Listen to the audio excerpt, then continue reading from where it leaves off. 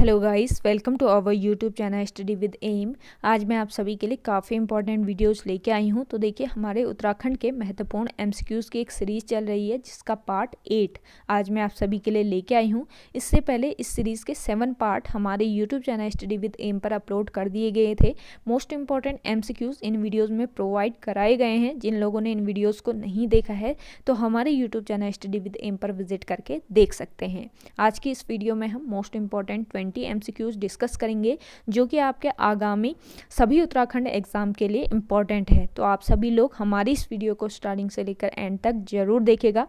चलिए वीडियो को स्टार्ट करते हैं। वीडियो स्टार्ट करने से पहले जिन लोगों ने अभी भी हमारे YouTube channel study with M को सब्सक्राइब नहीं किया है वो सब्सक्राइब कर लें। साथ ही साथ बगल में जो बेल आइकन दिख रहा है इसे भी प्रेस कर लें ताकि हम कोई भी वीडियो डालते हैं तो उसका नोटिफिकेशन आपके पास जल्द से जल्द पहुंच जाए। आप सभी लोग हमारे टेलीग्राम ग्रुप को भी ज्वाइन कर सकते हैं। अराउंड 6K यानी 6000 से ज़्यादा यहाँ पे ग्रुप मेंबर्स हो चुके हैं। सुबह 10 बजे और शाम 8 बजे यहाँ पे क्विज का आयोजन भी कराया जाता है। इसके अलावा अदर इम्पॉर्टेंट अपडेट्स PDFs यहीं पे शेयर की जाती हैं। लिंक आपको उसका डिस्क्रिप्शन बॉक्स में मिल जाएगा। बढ़ते हैं आज की वीडियो की ओर।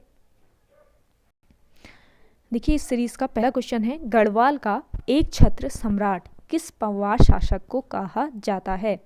गढ़वाल का एक छत्र सम्राट कहा जाता है पवार शासक अजय पाल को। ऑप्शन फर्स्ट इस क्वेश्चन का करेक्ट आंसर है। गढ़वाल का एक छत्र सम्राट कहा जाता है अजय पाल को, क्योंकि अजय पाल ने ही गढ़वाल का एकीकरण किया था। गढ़वाल का एकीकरण किया था अजय पाल ने, इसलिए अजय पाल को गढ़वाल का एक छत्र सम्राट कहा जाता है। देखिए, गढ़वाल का एकीकरण अजय पाल ने कब किया, ये भी क्वेश्चन बन सकता है। तो देखिए, 1515 ईस्वी में अजय पाल ने गढ़वाल का एकीकरण किया था। अजय पाल ने अपनी राजधानी देवलगढ़ 1512 ईस्वी में राजप्रसाद बनवाया और 1517 ईस्वी में इसने राजधानी श्रीनगर स्थानांतरित की। देवलगढ़ जो है, देवलगढ़ में विष्णु मंदिर के ठीक सामने की दीवार पर अजयपाल का पद्मासन मुद्रा में चित्र बना है। यहाँ आपसे पूछा जा सकता है कि किस स्थान पर अजयपाल का पद्मासन मुद्रा में चित्र बना है, तो ये स्थान है देवलगढ़। देवलगढ़ में विष्णु मंदिर के सामने की दीवार पर अजयपाल का पद्मासन मुद्रा में चित्र बना है। और अजयपाल ने देवलगढ़ में अपनी कुल देवी राज राजेश्वरी का मंदिर बनवाया था। ये ध्यान रखिएगा, अजयपाल की जो कुल देवी थी ये थी राज राजेश्वरी और इनका मंदिर बनवाया था अजयपाल ने देवलगढ़ में। नेक्स्ट क्वेश्चन देखिएगा,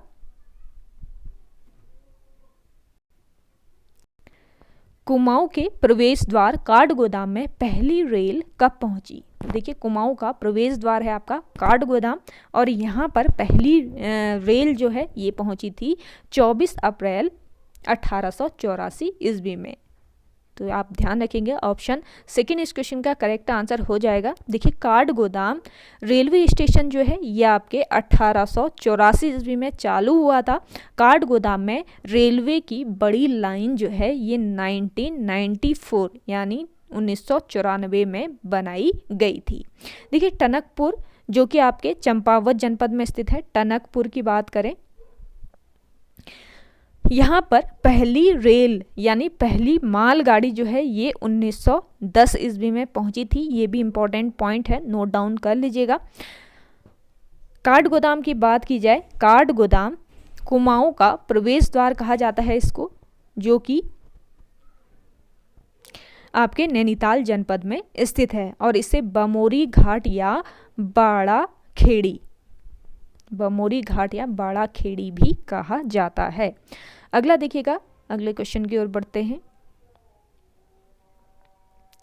सामाजिक व राजनैतिक जागरूकता हेतु राज्य का पहला संगठन था। मोस्ट इंपॉर्टेंट क्वेश्चन है, सामाजिक व राजनैतिक जागरूकता हेतु राज्य का पहला संगठन था डिबेटिंग क्लब। ऑप्शन सेकेंड इस क्वेश्चन का करेक्ट आंसर है। देखिए, 1870 ईस्वी में, ध्यान दीजिएगा, 1870 ईस्वी में डिबेटिंग क्लब की स्थापना अल्मोड़ा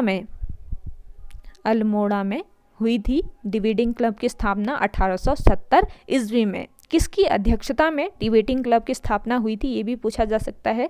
तो देखिए, भीम सिंह भीम सिंह जो है इनकी अध्यक्षता में 1870 ईस्वी में अल्मोड़ा जनपद में डिबेटिंग क्लब की स्थापना हुई थी। यहाँ पे आपको मोस्ट इम्पॉर्टेंट पॉइंट बताए जा रहे हैं, तो आप नोट डाउन जरूर कीजिएगा इन पॉइंट्स को, आपके आगामी एग्जाम के लिए इम्पॉर्टेंट है। एक क्वेश्चन के साथ आपके यहाँ पे और क्वेश्चन भी कवर हो जाते हैं। देखिए, तत्कालीन लेफ्टिनेंट गवर्नर, उस समय तत्कालीन जो लेफ्टिनेंट गवर्नर था ये था विलियम म्यूर।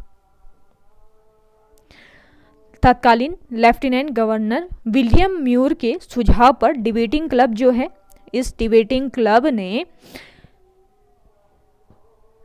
क्लब के द्वारा वर्ष 1871 ईस्वी में अल्मोड़ा अखबार को शुरू किया गया। किसके सुझाव पर पूछा जा सकता है? तत्कालीन लेफ्टिनेंट गवर्नर विलियम म्यूर के सुझाव पर डिबेटिंग क्लब के द्वारा वर्ष 1871 ईस्वी में अल्मोड़ा अखबार शुरू किया गया, जिसका संपादन जो है, देखिए अल्मोड़ा अखबार का संपादन, पहला संपादक कौन था ये भी पूछा जा सकता है। देखिए, अल्मोड़ा अखबार का प्रथम संपादक जो थे ये थे आपके बुद्धि वल्लभ पंत।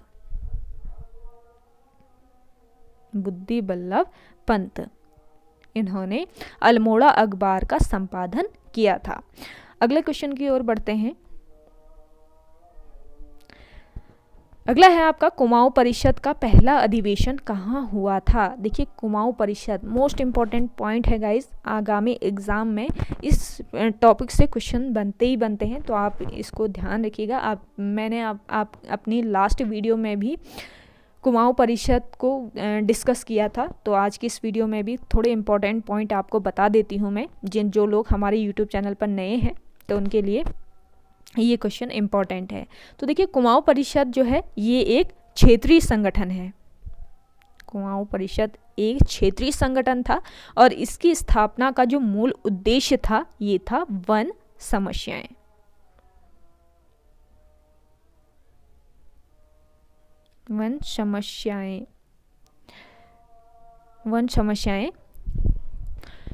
कुमाऊं परिषद की स्थापना का मूल उद्देश्य था। इसके साथ ही देखिए, आर्थिक, राजनीतिक व शिक्षा संबंधी समस्याओं का हल खोजना भी इसका उद्देश्य था कुमाऊं परिषद का। 1916 ईस्वी में कुमाऊं परिषद जो है इसकी स्थापना की गई थी। ध्यान दीजिएगा, कब की गई थी कुमाऊं परिषद की स्थापना, ये क्वेश्चन तो कॉमन है, बन सकता है। तो देखिए, कुमाऊं परिषद की स्थापना हुई थी आपके 1916 ईस्वी में।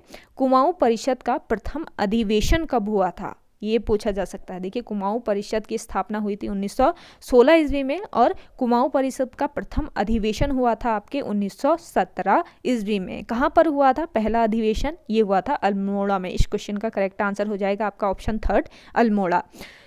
कुमाऊं परिषद का प्रथम अधिवेशन 1917 ईस्वी में अल्मोड़ा जनपद में हुआ था। किसकी अध्यक्षता में हुआ ये क्वेश्चन भी बन सकता है। तो देखिए, इसकी अध्यक्षता जो की थी ये की थी जयदत्त जोशी की अध्यक्षता में कुमाऊं परिषद का प्रथम अधिवेशन 1917 ईस्वी में अल्मोड़ा जनपद में हुआ था। सारे पॉइंट क्लियर हो गए होंगे आई थिंक आपको। अगला देखिएगा, नेक्स्ट क्वेश्चन है आपका, भीमताल में स्थित विक्टोरिया बांध किस वर्ष तैयार हुआ था। तो देखिए, विक्टोरिया बांध जो कि आपका भीमताल में है, इसको भीमताल बांध भी कहा जाता है। ध्यान दीजिएगा, कहीं पे आपसे भीमताल बांध भी कहा जा सकता है। क्वेश्चन किसी भी तरीके से घुमा फिराकर आयोग द्वारा पूछा जा सकता है और इसको विक्टोरिया बांध भी कहा जाता है, ये भी आप ध्यान रखिएगा।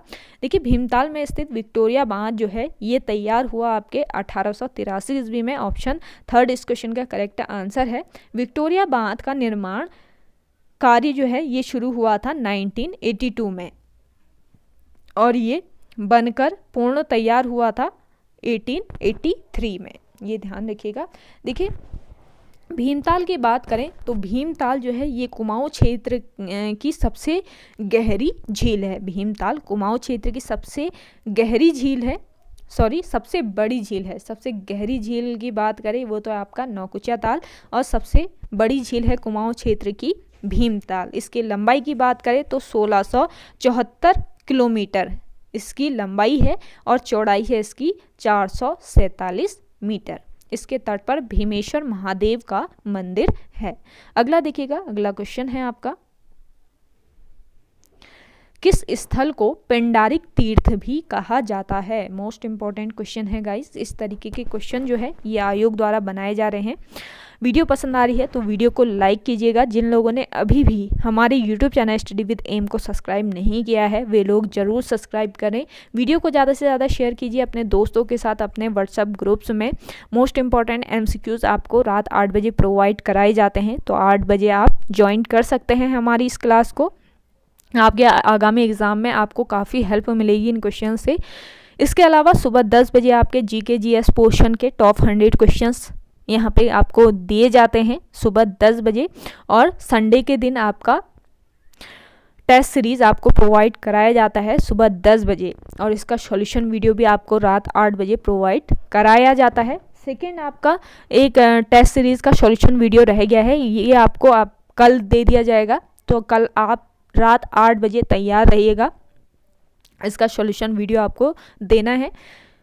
इसके अलावा देखिए इतने सारी चीज़ें आपके लिए किए जा रहे हैं। इसके अलावा आपके RO ARO का एग्ज़ाम होने वाला है, उसके लिए भी स्पेशल क्लासेस चलने वाली हैं, तो आप चाहें तो हमारे YouTube channel study with M से जुड़ सकते हैं, तो आपको यहाँ से काफ़ी हेल्प मिल जाएगी आपके आगामी एग्ज़ाम के लिए। इसके लिए आपको हमारे YouTube channel study with M को सब्सक्राइब कर लेना है। देखिए, किस स्थल को पिंडारिक तीर्थ भी कहा जाता है? पिंडारिक तीर्थ कहा जाता है कर्णप्रयाग को। ऑप्शन फर्स्ट इस क्वेश्चन का करेक्ट आंसर है, क्योंकि कर्णप्रयाग में अलकनंदा, देखिए अलकनंदा आती है इस साइड से और इधर से आती है आपके पिंडर नदी।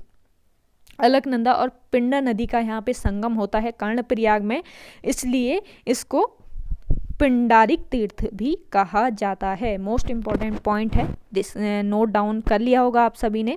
देखिए कर्णप्रयाग जो है ये कर्ण की तप स्थली रही है। इसी स्थान पर भगवान सूर्य ने कर्ण को कवच, कुंडल और तुणीर दिए थे। अगला क्वेश्चन देखिएगा, अगला है आपका, किस कवि ने अपनी कविता वृक्षण को विलाप, ये कविता है इनकी, वृक्षण को विलाप में वनों की वेदना को दर्शाया है? मोस्ट इंपॉर्टेंट क्वेश्चन है गाइस, नोट डाउन कर लीजिए इस क्वेश्चन को। किस कवि ने अपनी कविता वृक्षण को विलाप में वनों की वेदना को दर्शाया है? अगर आपको इसका आंसर आ रहा है तो कमेंट सेक्शन में कमेंट कीजिएगा। आप लोग आजकल कमेंट नहीं कर रहे हैं, कमेंट सेक्शन में ज़्यादा से ज़्यादा कमेंट करने की कोशिश कीजिए, आपको जिन क्वेश्चंस का भी आंसर आता है। तो देखिए इस क्वेश्चन का करेक्ट आंसर हो जाएगा गौरी दत्त पांडे। वृक्षण को विलाप में वनों की वेदना को दर्शाया है गौरी दत्त पांडे ने। ऑप्शन फोर्थ इस क्वेश्चन का करेक्ट आंसर है गौरी दत्त पांडे। इनको गौड़दा भी कहा जाता है, गौड़दा, ये भी ध्यान रखिएगा, गौरी दत्त पांडे गौड़दा। देखिए गौरी दत्त पांडे जो हैं ये कुमाऊनी के राष्ट्रवादी विचारधारा के संवाहक कवि थे। गौड़दा जो हैं, गौरी दत्त पांडे यानी गौड़दा अल्मोड़ा जनपद के पटिया ग्राम के निवासी थे तथा इनका वैदिकी इनका पैतृक व्यवसाय था। इनका पैतृक व्यवसाय भी पूछा जा सकता है, तो ये एक वैद्य थे, इनका पैतृक व्यवसाय था वैदिकी। गौड़दा सामाजिक कुरीतियों, अंधविश्वास, छुआछूत आदि से व्यथित थे, बहुत परेशान थे इन सभी चीज़ों से और इनका ये विरोध करते थे। 1921 ईस्वी में कुमाऊं के सफल कुली बेगार आंदोलन का समर्थन करने के कारण अंग्रेजी सरकार ने इन्हें बंदी बना लिया था। सन 1934 ईस्वी में अल्मोड़ा की जनता ने गौरी दत्त पांडे यानी गौड़दा को सोने का एक पदक प्रदान किया। अल्मोड़ा की जनता ने गौरी दत्त पांडे को एक सोने का पदक प्रदान किया, जिसमें उन्हें कुमाऊनी भाषा का महान कवि लिखा था। उस पदक में लिखा था इन्हें कुमाऊनी भाषा का महान कवि, यानी ये गौरी दत्त पांडे और गौड़दा जो हैं ये कुमाऊनी भाषा के एक महान कवि थे। ध्यान दीजिएगा, मोस्ट इम्पॉर्टेंट है, इनकी कविताओं का संग्रह है। गौरी दत्त पांडे जो हैं इनकी कविता का संग्रह जो है ये गौरी गुटक ध्यान दीजिएगा, गौरी गुटक के नाम से विख्यात है। इनकी कविताओं का एक संग्रह है जो गौरी गुटक के नाम से विख्यात है। नोट डाउन कर लीजिए, इम्पोर्टेंट है आपके आगामी एग्जाम के लिए। नेक्स्ट क्वेश्चन देखिएगा, राज्य के युवकों को सेना में जाने के लिए उत्साहित करने वाला नृत्य कौन सा है? तो देखिए, राज्य के युवकों को सेना में जाने के लिए उत्साहित करने वाला जो नृत्य है ये है आपका सिपहिया नृत्य। ऑप्शन फर्स्ट इस क्वेश्चन का बिल्कुल राइट आंसर हो जाएगा। सिपहिया नृत्य देश प्रेम की भावना से ओतप्रोत नृत्य है। देश प्रेम की भावना होती है इस नृत्य में।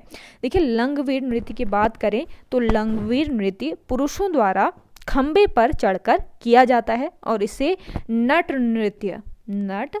नृत्य भी कहा जाता है। बाजूबंद नृत्य की बात करें तो बाजूबंद नृत्य जो है ये रवाई क्षेत्र में किया जाने वाला स्त्री व पुरुषों के बीच, ध्यान रखिएगा, रवाई क्षेत्र में किया जाता है। ये स्त्री और पुरुषों के बीच संवाद नृत्य है एक। गढ़वाल में बाजूबंद नृत्य जो है इसको दूड़ा नृत्य, बाजूबंद नृत्य को गढ़वाल में दूड़ा नृत्य कहते हैं। देखिए, भगनौल नृत्य की बात करें, भगनौल नृत्य कुमाऊं क्षेत्र में मेलों के अवसर पर किया जाता है। भगनौल नृत्य जो है इसमें हुड़का, भगनौल नृत्य में हुड़का प्रमुख वाद्य यंत्र होता है। मोस्ट इंपॉर्टेंट है आपके आगामी एग्जाम के लिए, नोट डाउन कर लीजिएगा इन क्वेश्चन को। अगला है आपका, उत्तराखंड में नैलेश्वर मंदिर कहाँ स्थित है? तो देखिए, उत्तराखंड में नैलेश्वर मंदिर जो है ये आपके है रुद्रप्रयाग में। ऑप्शन थर्ड इस क्वेश्चन का करेक्ट आंसर हो जाएगा। नैलेश्वर मंदिर रुद्रप्रयाग जनपद के खवाड़ा, ध्यान दीजिएगा, रुद्रप्रयाग जनपद के खवाड़ा गांव में स्थित है। इसके अलावा देखिए, कार्तिक स्वामी मंदिर भी आपके रुद्रप्रयाग में है, जो कि आपके क्रौच पर्वत शिखर पर स्थित है कार्तिक स्वामी का मंदिर। तो ये दोनों मंदिर हैं आपके रुद्रप्रयाग जनपद में। अगला देखिएगा, नेक्स्ट क्वेश्चन है आपका, गढ़वाल में सरोला सभा की स्थापना कब हुई थी? गढ़वाल में सरोला सभा की जो स्थापना हुई थी ये हुई थी आपके 1904 ईस्वी में। ऑप्शन थर्ड इस क्वेश्चन का करेक्ट आंसर हो जाएगा। सरोला सभा की स्थापना का श्रेय जो है ये जाता है आपके तारा दत्त गैरोला को। तारा दत्त गैरोला को सरोला सभा की स्थापना का श्रेय जाता है। देखिए, तारा दत्त गैरोला के जन्म की बात करें तो 1875 ईस्वी में इनका जन्म टिहरी जिले में हुआ था और 1901 ईस्वी में तारा दत्त गैरोला ने एक सभा की स्थापना की थी। तो ये सभा कौन सी है बताइए, जल्दी से कमेंट करिए कमेंट सेक्शन में। तो देखिए, 1901 ईस्वी में तारा दत्त गैरोला ने एक सभा की स्थापना की थी जिसका नाम है हितकारिणी सभा।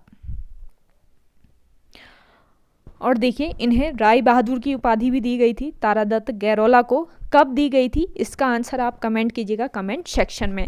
अगला देखिए, नेक्स्ट क्वेश्चन है,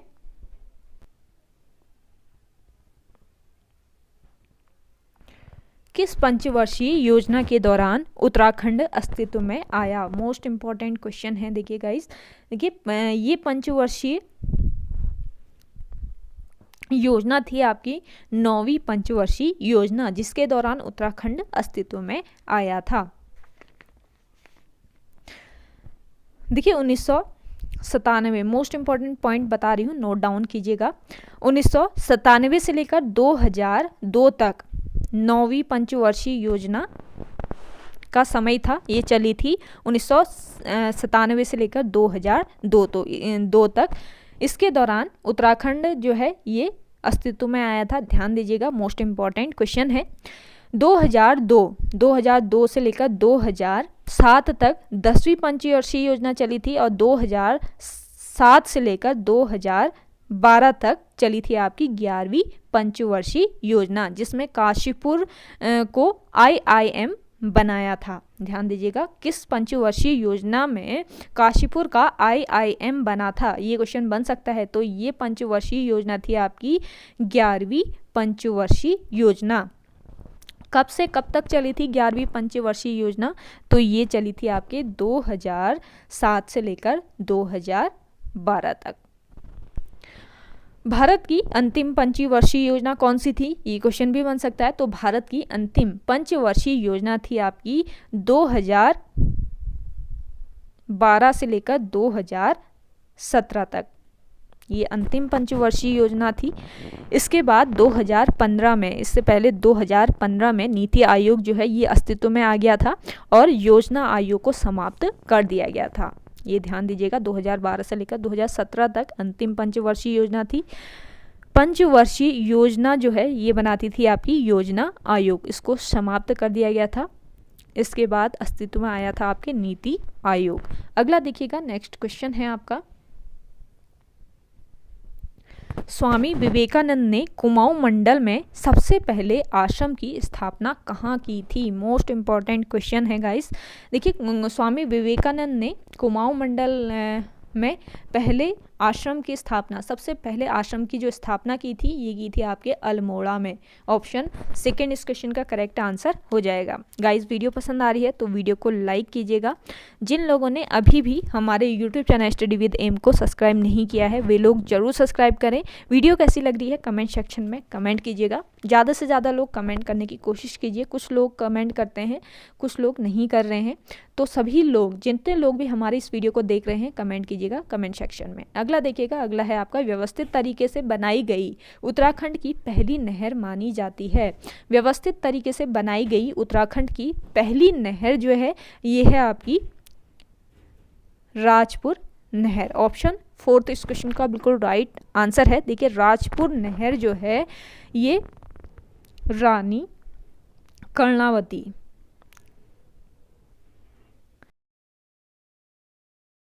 राजपुर नहर व्यवस्थित तरीके से ब्रिटिश काल में बनाई गई नहर कौन सी थी? ये भी पूछा जा सकता है, ये भी क्वेश्चन बन सकता है आपके। व्यवस्थित तरीके से ब्रिटिश काल में कौन सी नहर बनाई गई थी? तो व्यवस्थित तरीके से ब्रिटिश काल में जो नहर बनाई गई थी ये नहर थी ऊपरी गंगा नहर। दोनों अलग अलग क्वेश्चन है, ध्यान दीजिएगा। व्यवस्थित तरीके से बनाई गई उत्तराखंड की पहली नहर है आपकी राजपुर नहर, और व्यवस्थित तरीके से ब्रिटिश काल में बनाई गई नहर जो है ये है आपकी ऊपरी गंगा नहर। दोनों अलग अलग क्वेश्चन है, इनमें कंफ्यूज ना होइएगा आप सभी लोग।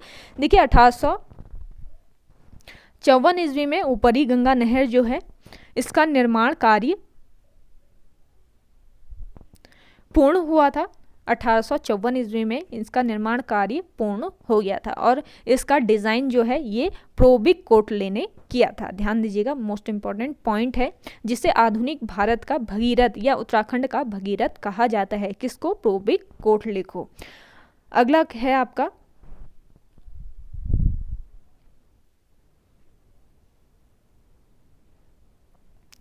निम्न में से किस नदी को अश्रु जल की नदी कहा जाता है? देखिए, अश्रु जल की नदी कहा जाता है टोंस नदी को। ऑप्शन फर्स्ट इस क्वेश्चन का करेक्ट आंसर हो जाएगा। टोंस नदी जो है ये आपके उत्तरकाशी के बंदरपूछ पर्वत के स्वर्गारोहिणी हिमनद से निकलने वाली सुपिन नदी और हिमाचल प्रदेश से निकलने वाली रूपिन नदी, इन दोनों नदियों से मिलकर ये बनती है टोंस नदी। टोंस नदी की सहायक नदी पूछी जाती है तो देखिए खूनी गाड़ और मौनागाड़ टोंस नदी की सहायक नदियां हैं। टोंस नदी उत्तराखंड और हिमाचल प्रदेश का बॉर्डर निर्धारित करती है। ये ध्यान दीजिएगा, मोस्ट इंपॉर्टेंट पॉइंट है। कौन सी नदी ऐसी है जो उत्तराखंड और हिमाचल प्रदेश का बॉर्डर निर्धारित करती है? ये क्वेश्चन बन सकता है आयोग द्वारा। तो ये नदी है आपकी टोंस नदी। इस क्वेश्चन का करेक्ट आंसर है आपका ऑप्शन फर्स्ट। अगला देखिएगा, नेक्स्ट क्वेश्चन है, जागर गीतों को गाने में निम्नलिखित में से किस महिला को जाना जाता है? तो देखिए, इनमें से जागर गीतों को गाने में जाना जाता है बसंती बिष्ट को। ऑप्शन फर्स्ट इस क्वेश्चन का बिल्कुल राइट आंसर हो जाएगा।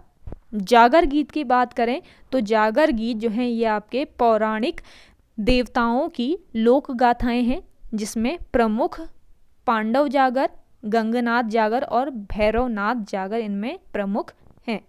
अगला देखिएगा, नेक्स्ट क्वेश्चन है आपका, चंपूली नृत्य किस जनजाति द्वारा किया जाता है? मोस्ट इंपॉर्टेंट क्वेश्चन है गाइस। देखिए चंपूली नृत्य जो है ये आपकी भोटिया जनजाति द्वारा किया जाता है। देखिए भोटिया जनजाति द्वारा एक और नृत्य किया जाता है जो फेमस है आपका पौड़ा नृत्य। ये कब किया जा सकता है ये भी पूछा जा सकता है। विवाह के अवसर पर भोटिया लोग जो है ये पौड़ा नृत्य करते हैं। पौड़ा नृत्य एक प्रकार का युद्ध नृत्य है जो कि हाथ में रुमाल लेकर किया जाता है। भोटिया जनजाति के मुख्य वाद्य यंत्र की बात करें तो इनका मुख्य वाद्य यंत्र जो होता है ये होता है हुड़का। हुड़का भोटिया जनजाति का मुख्य वाद्य यंत्र है। तुबेरा, बाजू व तिमली ये तीनों भोटिया जनजाति के लोकगीत हैं। ये ध्यान रखिएगा इनके लोकगीत हैं तुबेरा, बाजू और तिमली। अगला देखिएगा नेक्स्ट क्वेश्चन है आपका, उत्तराखंड में आधुनिक शिक्षा की नींव डालने का श्रेय किसे दिया जाता है? मोस्ट इंपॉर्टेंट है। उत्तराखंड में आधुनिक शिक्षा की नींव डालने का जो श्रेय है ये दिया जाता है बुद्धि वल्लभ पंत को। ऑप्शन थर्ड इस क्वेश्चन का बिल्कुल राइट आंसर हो जाएगा। बुद्धि वल्लभ पंत जो थे ये अल्मोड़ा अखबार के प्रथम संपादक भी थे। ये ध्यान रखिएगा। इनका जन्म हुआ था 1840 ईस्वी को अल्मोड़ा में। 1870 ईस्वी में इन्होंने अपने अन्य सहयोगियों के सहायता से कुमाऊं में राजनीतिक चेतना हेतु डिबेटिंग क्लब की स्थापना की थी। अगला देखिएगा नेक्स्ट क्वेश्चन है आपका, उगते सूरज की किरण रचना है। उगते सूरज की किरण ये रचना है किसकी है? अगर आपको इसका आंसर आ रहा है तो कमेंट कीजिएगा। तो देखिए उगते सूरज किरण ये रचना है शैलेश मटियानी की। ऑप्शन फर्स्ट इस क्वेश्चन का राइट आंसर है। देखिए उगते सूरज की किरण शैलेश मटियानी का एक उपन्यास है। ये इनका एक उपन्यास है जो कि 1976 में पब्लिश्ड हुआ था। देखिए शैलेश मटियानी के जन्म की अगर हम बात करें तो इनका जन्म 1931 ईस्वी को अल्मोड़ा में हुआ था। अल्मोड़ा जनपद में इनका जन्म हुआ था और ये राज्य के आंचलिक कथाकार या कथा शिल्पी थे। मूल नाम पूछा जाता है, मूल नाम था इनका रमेश चंद्र। शैलेश मटियानी का पहला उपन्यास था बोरी बल्ली। बोरी बल्ली से बोरी बंदर। इनका पहला उपन्यास था बोरी बल्ली से बोरी बंदर। देखिए महाभोज कहानी संग्रह, महाभोज कहानी संग्रह के लिए उत्तर प्रदेश हिंदी संस्थान का इन्हें प्रेमचंद्र पुरस्कार मिला था। और मुठभेड़ उपन्यास ध्यान रखिएगा मोस्ट इंपॉर्टेंट उपन्यास है ये मुठभेड़ उपन्यास, जिसके लिए इन्हें फणीश्वर नाथ रेणु पुरस्कार से सम्मानित किया गया था। ध्यान दीजिएगा मोस्ट इंपॉर्टेंट है, नोट डाउन कर लिया होगा आप सभी लोगों ने। बढ़ते हैं अगले क्वेश्चन की ओर। अगला है आपका, मद महेश्वर नाथ किस पर्वत शिखर पर स्थित है? अभी तक तो आपसे ये क्वेश्चन बन रहे थे मद महेश्वर नाथ किस जनपद में स्थित है और किस भाग की पूजा होती है, वहाँ पे क्वेश्चन बन रहे थे। तो आज ये क्वेश्चन बना है आपका, मद महेश्वर नाथ किस पर्वत शिखर पर स्थित है? तो देखिए मद महेश्वर नाथ जो है ये आपके चौखंबा शिखर पर स्थित है। ऑप्शन सेकेंड इस क्वेश्चन का बिल्कुल राइट आंसर हो जाएगा। मद महेश्वर नाथ है आपका रुद्रप्रयाग जनपद में। ये आपको पता होगा रुद्रप्रयाग जनपद में स्थित है मद महेश्वर नाथ मंदिर, जिसे पंच केदारों में इसे द्वितीय केदार कहते हैं। यह मंदिर किस शैली में बना है ये भी बन सकता है क्वेश्चन। आयोग द्वारा मंदिरों की शैलियों से क्वेश्चन तो बनते ही हैं। तो देखिए पांडव शैली में निर्मित है ये मंदिर, पांडव शैली में बना है आपका मद महेश्वर मंदिर और यहाँ पर भगवान शिव के नाभि की पूजा होती है। लास्ट क्वेश्चन देखते हैं आज की इस वीडियो का। वीडियो आज की कैसी लग रही है आपको कमेंट कीजिएगा कमेंट सेक्शन में। अगला देखिए उत्तराखंड का राजकीय फल कौन सा है? देखिए उत्तराखंड का राजकीय फल कौन सा है ये बताना है आपको, कमेंट कीजिएगा इसका आंसर जल्दी से, आप सभी लोगों को आ रहा होगा इसका आंसर। तो देखिए उत्तराखंड का जो राजकीय फल है ये है आपका काफल। ऑप्शन सेकेंड इस क्वेश्चन का करेक्ट आंसर है। इसके वैज्ञानिक नाम की बात करें काफल के तो वैज्ञानिक नाम होता है काफल का माइरिका एस्कुलेटा। मायरिका एस्कुलेटा काफल का वैज्ञानिक नाम होता है। इसके अलावा देखिए उत्तराखंड का राज्य खेल कौन सा है, ये भी क्वेश्चन बन सकता है। राज्य खेल है उत्तराखंड का फुटबॉल,